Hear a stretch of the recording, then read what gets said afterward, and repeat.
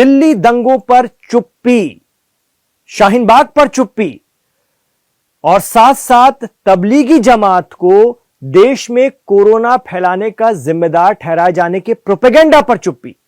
यहां तक कि मुसलमानों का नाम ना लेने की मजबूरी और उनसे छिटक कर बचकर निकलने की मजबूरी दिल्ली में केजरीवाल और उनकी पार्टी को ले डूबी है। ये आरोप लग रहे हैं सोशल मीडिया के जरिए। जी हां, लोगों ने कहना शुरू कर दिया है कि पिछले 2 चुनाव में दिल्ली के मुसलमानों ने बीजेपी के खिलाफ आम आदमी पार्टी को सिर आंखों पर बैठाया और संयोजक अरविंद केजरीवाल को भर भर कर वोट भी किया। लेकिन इस बार वो बेहद तजब्जुब या असमंजस में नजर आए।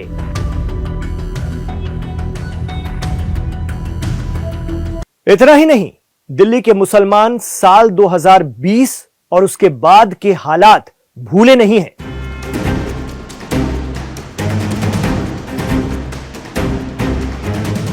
सोशल मीडिया पर लोग चर्चा कर रहे हैं कि धीरे धीरे करके सीएम के तौर पर अरविंद केजरीवाल और उनकी पार्टी मुसलमानों से ऐसे बचने लगी कि नाम तक लेने से परहेज किया गया।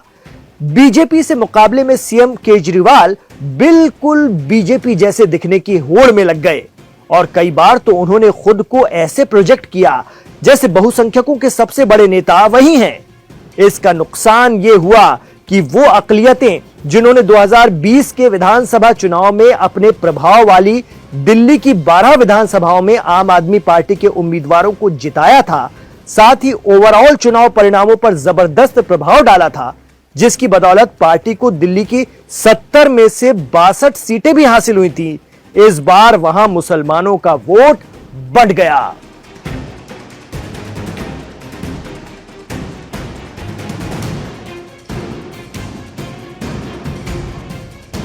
तो अरविंद केजरीवाल के मुख्यमंत्री रहते हुए उनके दूसरे कार्यकाल में दूसरे दौर में दिल्ली में भयानक दंगे हुए। उन हालात में जो उम्मीद पीड़ित मुसलमान सत्तारूढ़ पार्टी से लगा रहे थे, केजरीवाल ने उन पर पानी फेर दिया।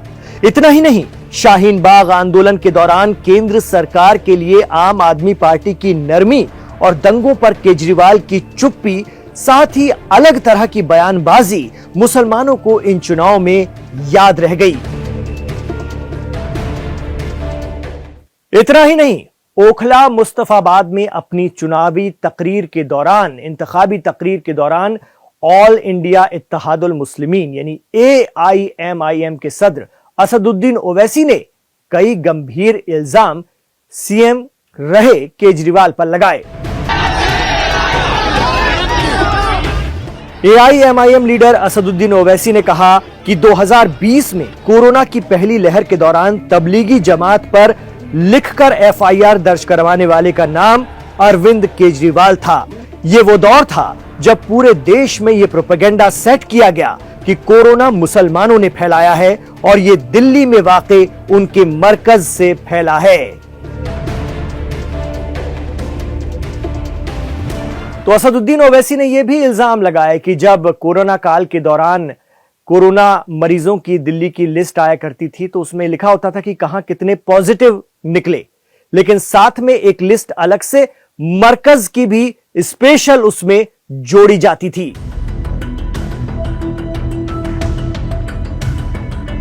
जी हां, लिस्ट के नीचे लिखा होता था मरकज की लिस्ट। केजरीवाल ने यह जुल्म शुरू किया और पूरे देश में मुसलमानों के खिलाफ नफरत का माहौल पैदा कर दिया। ये इल्जाम भी असदुद्दीन ओवैसी ही लगाते हैं। इतना ही नहीं, जिस ओखला विधानसभा से कड़े मुकाबले में आम आदमी पार्टी के अमानतुल्लाह जीते हैं, उस इलाके में भी कचरे का एक बड़ा पहाड़ बना हुआ है। ओवैसी ने यह इल्जाम भी केजरीवाल के माथे ही मढ़ा था। कहा गया कि केजरीवाल की अनदेखी के चलते मुस्लिम बहुल इलाका डंपिंग जोन बन गया और गाजीपुर के बाद दिल्ली का कचरा लाकर यहीं डंप किया गया। ओवैसी ने तो यह तक कह दिया था कि केजरीवाल मुसलमानों को नागरिक मानते ही नहीं हैं।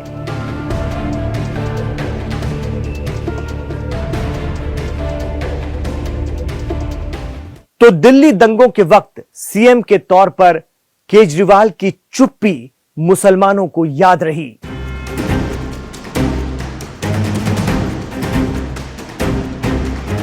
आम आदमी पार्टी को पिछले 2 चुनावों में मुस्लिम और दलित बहुल इलाकों में बड़ी जीत मिली थी, लेकिन इस बार दोनों ही इलाकों में आप से ये वोटर छिटकते नजर आए।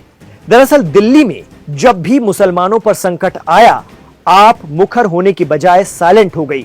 चुनाव में मुसलमानों ने एक तरफा आपको सपोर्ट नहीं किया, जिसके चलते आम आदमी पार्टी क्लोज मुकाबले में पिछड़ गई। ये इल्जाम भी सोशल मीडिया पर लग रहे हैं। चर्चाओं का बाजार गर्म है।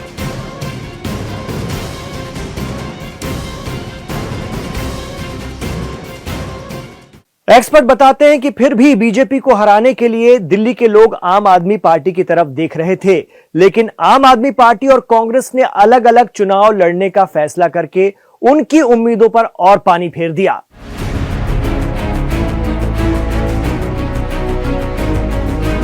इस बात से दिल्ली के मुस्लिम वोटर कंफ्यूज हो गए। कई जगह कांग्रेस के उम्मीदवार मजबूत दिख रहे थे, तो कई जगह आम आदमी पार्टी के मुस्लिम तजब्जुब में थे, असमंजस में थे। दिल की सुने या दिमाग की? दिल कहता है राहुल गांधी वंचितों और अकलियतों के मुद्दे उठा रहे हैं, उनकी बातें कर रहे हैं, लेकिन दिमाग कहता था दिल्ली में बीजेपी को हराने में कांग्रेस नहीं, आम आदमी पार्टी ही सक्षम है।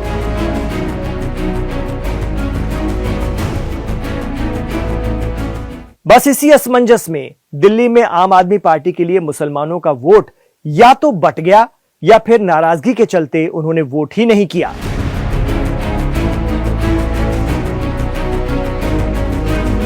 यह तो आगे आने वाले दिनों में साफ हो जाएगा कि आम आदमी पार्टी को कितने वोट किस तरफ से, कहां से, किस तरह से मिले, लेकिन इसका फायदा बीजेपी को भरपूर मिल गया। मुस्तफाबाद विधानसभा में तो यही हुआ है। साल 2020 में जो सीट आम आदमी पार्टी के हाजी यूनुस के पास थी, वहां से आम आदमी पार्टी, कांग्रेस और AIMIM तीनों भिड़ गए। 45% से ज्यादा अकलियत, बिलखुसूस मुस्लिम बहुल इस सीट से बीजेपी के मोहन सिंह बिष्ट ने जीत का परचम लहरा दिया। तो आम आदमी पार्टी को पिछले 2 चुनाव में मुस्लिम और दलित बहुल इलाकों से अच्छी खासी जीत मिली थी, लेकिन इस बार ये वोटर्स आम आदमी पार्टी से ऐसा लग रहा है छिटकते नजर आए हैं। वो ये मानते रह गए कि दिल्ली में जब भी मुसलमानों पर संकट आया, आप मुखर होने की बजाय साइलेंट हो गई। चुनाव में मुसलमानों ने एक तरफा आपको सपोर्ट नहीं किया, जिसके कारण आम आदमी पार्टी क्लोज मुकाबलों में जबरदस्त पिछड़ी है। इल्जाम लगता है कि अपनी एक खास इमेज बनाने के लिए केजरीवाल ने पुजारी ग्रंथी सम्मान योजना की शुरुआत की।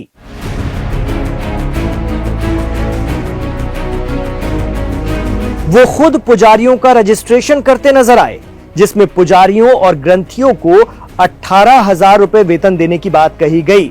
इसे खूब प्रचारित किया गया। वहीं आरोप लगा कि दिल्ली के इमामों और मुअज्जिनों को 17 माह से सैलरी ही नहीं मिली थी। मौलानाओं को सरकार से गुहार लगानी पड़ी कि वो दिल्ली वक्फ बोर्ड से कहें कि उन्हें वेतन दिया जाए।